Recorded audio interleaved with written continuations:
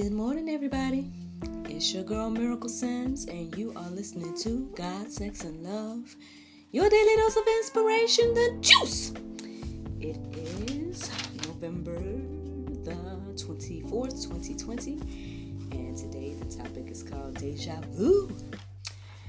Mainly because I woke up with that strange sense of familiarity. That's pretty much the definition. Yeah, the feeling of living already, of having already experienced the present situation. Yeah, I woke up with that feeling this morning for whatever reason. I'm not sure why. Obviously, it's a new day, but yeah, I woke up with that sense of something feels strangely familiar about this moment. Who knows? I mean, I've been waking up at 4 like every day over 200 something days now, so maybe that could be it, but I don't know. But that led me to peruse the Word of God, looking for deja vu verses, and so here we are. Yeah, my routine was kind of modified this morning. I just kind of did some neck stretches and I just kept it at that. Yeah, that's all in regards to my updates and with me and my morning updates anyway. I guess updates on Allie. Like I said, her profile is still kind of private right now, so I don't know if you guys will be able to see any of the videos that she's posted lately, but it seems as if it's a lot of discrediting is happening. People are trying to discredit her, and then she's not trying to discredit them, but at the same time, like, kind of being like, maybe we should look at them a little side-eyed for the way that they're treating her. So I don't know about all that, but I just say that, again, I just really, really feel like people, now maybe this is just me, I really seriously doubt that people just have time to make up these type of stories just for fun, you know what I mean? Like, I feel like there's some truth to what she's saying, and that she needs some true help or protection or whatever the case is, and and I hope that by her speaking out that people will be more inclined to look for these children or to help these children or people that are caught up in this terrible part of life, for lack of a better way to say, and I guess that's the thing when it comes to humanity. We've become so desensitized on a lot of things. So maybe people don't feel like it's a big deal, the stuff she's talking about. Like, you hear about human trafficking every now and then, and, if it doesn't affect you personally, then I guess you don't think nothing about it. Or, where you're hearing a lot of things about the black market and human organs and all these things that you're hearing about. But I mean, well, look, I'll say it like this too, because y'all know what was it, like a month or so ago, I shared with you guys what this quote-unquote father did to his however month old she was, but a few months old baby. So if that can happen in regular life, quote-unquote, then who's to say that there's not people doing that and worse underground or wherever? So, just saying, there's a lot of things that happen that we see. So, who's to say that there's things that are happening that we don't see? Or who's to say that there's not things that are happening that we don't see? I mean, and obviously there are, because again, if you're paying attention to anything, and I know the media, that's a whole other subject, but there are reports of people being found, and children being brought up from these pedophile rings and stuff like that. So I mean, that's all I'm gonna say about that, I guess. Let's get into it, y'all. Déjà vu. Well, I'm gonna start off with Ecclesiastes 1:9 through 11. Now, I'm not gonna read that entire thing. That's gonna be part of y'all Go Deeper section verses. But one of the first verses in that is, well, it says this: what has been is what will be, and what has been done is what will be done, and there is nothing new under the sun. So I know I've shared that verse with you all before. Again, I'm just only reading part of that, but yeah, friends, nothing new under the sun. What has been done will be done. Yeah, I don't know if I have anything to elaborate when it comes to that. So I'll keep going. Acts 2:17 says, and in the last days it shall be, God declares, that I will pour out my spirit on all flesh, and your sons and your daughters shall prophesy, and your young men shall see visions, and your old men shall dream dreams. Prophecies, visions, dreams. Well, friends, I mean, it's just, this is what he says is going to happen in the last days. And I know that people,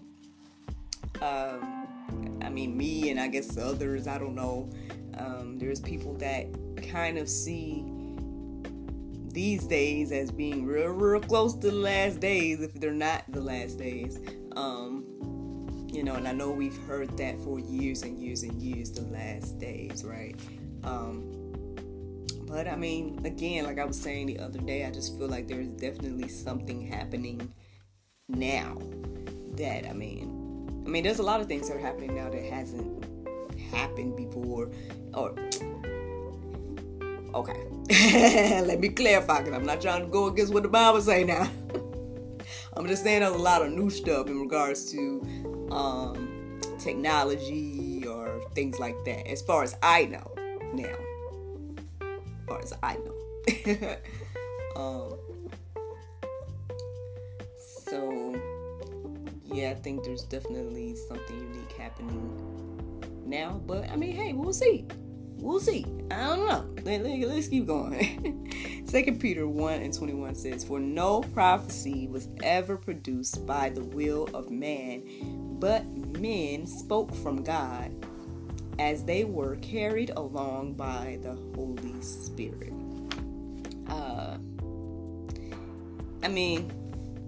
I would say I've only heard or paid attention to a few prophecies throughout my life. I don't know if, how can I say? But that just kind of reminded me of how I was actively seeking who were being the mouthpieces of God, or who were being the representations of, God in this time.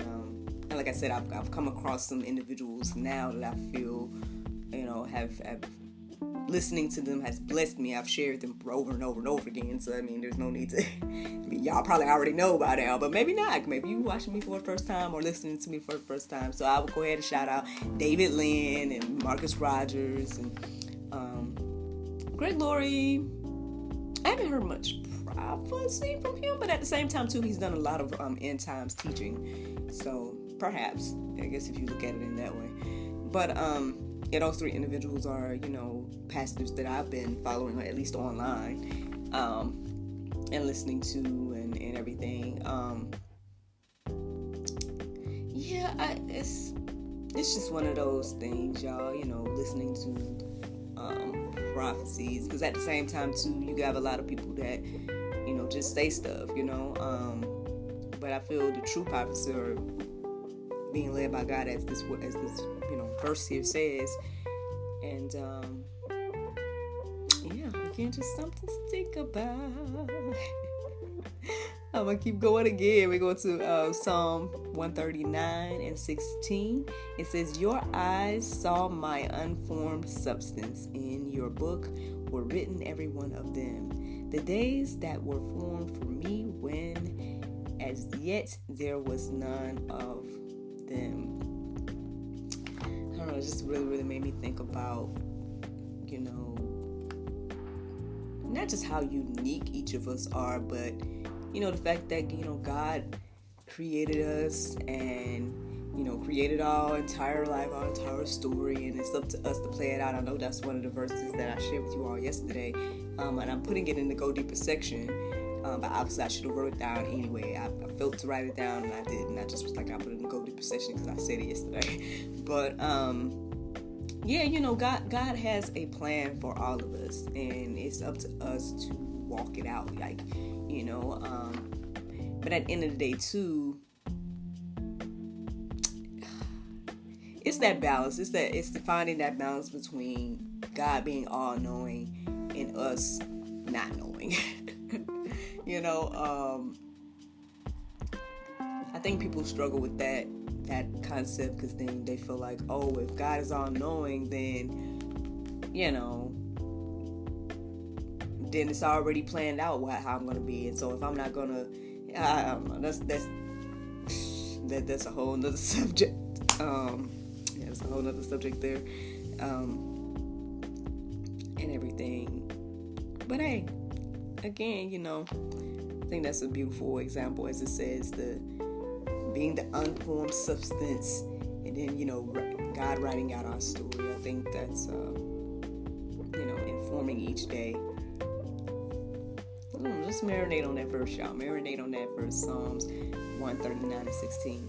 Now, Ephesians 3 and 20 says, now to him who is able to do far more abundantly than all that we ask or think, according to the power at work within us. Yeah, that's the thing, friends. I mean, we do have so much power.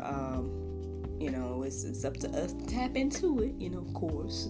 But, he's given us power. And I guess we need to use our measure of faith to activate it, Friends, I mean, there's a lot to think on there in regards to this whole idea of deja vu, or this whole concept of nothing being new, as well as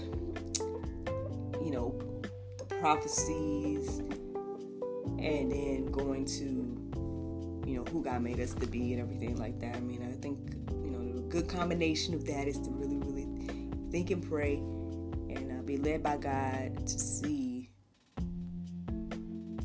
what he wants us to do, and see what he's revealing to you today through these verses here. Okay, so the Bible verse of today is Proverbs 12 and 25. It says, heaviness in the heart of man maketh it stop or stoop.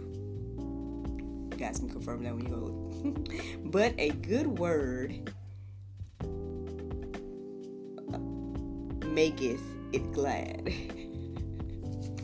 Me and my cookies glad. I'm showing my friends on Facebook and YouTube now. Y'all see my handwriting, man. Well, yeah. There you go, friends. There you go. I hope you all enjoyed this juice this morning. Thank you so much for listening to God, Sex, and Love. Your daily dose of inspiration, the juice. I pray you guys can go forth and have a wonderful day, and I look forward to talking to you all tomorrow, if the Lord's will. Bye-bye.